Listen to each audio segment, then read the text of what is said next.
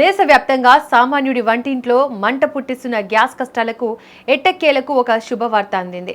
గత కొన్ని రోజులుగా గ్యాస్ ఏజెన్సీల ముందు కనిపిస్తున్న కిలోమీటర్ల పొడవైన క్యూలకు చెక్ పెట్టేలా సముద్ర గర్భం నుంచి ఒక భారీ ఊరట భారత్ వైపు దూసుకొస్తోంది. సరిగ్గా యుద్ధ మేఘాలు కమ్ముకున్న వేళ ఇరాన్లోని అత్యంత కీలకమైన హార్ముజ్ జలసంధి గుండా 40,000 మెట్రిక్ టన్నుల ఎల్పీజీ గ్యాస్ ను మోసుకుంటూ శివాలిక్ అనే భారతీయ నౌక ప్రయాణిస్తోంది. వారం రోజులుగా అమెరికా, ఇజ్రాయెల్ అండ్ ఇరాన్ మధ్య రేగుతున్న ఉద్రిక్తతల వల్ల గ్యాస్ రవాణాకు తీవ్ర ఆటంకాలు ఏర్పడ్డాయి. ఈ క్లిష్ట సమయంలో ప్రధానమంత్రి మోడీ స్వయంగా రంగంలోకి దిగారు. ఆయన ఇరాన్ అధ్యక్షుడితో జరిపిన సానుకూల చర్చల ఫలితంగానే ఇరాన్ ప్రభుత్వం భారత నౌకలకు హార్ముజ్ జలసంధిని దాటడానికి గ్రీన్ సిగ్నల్ ఇచ్చింది.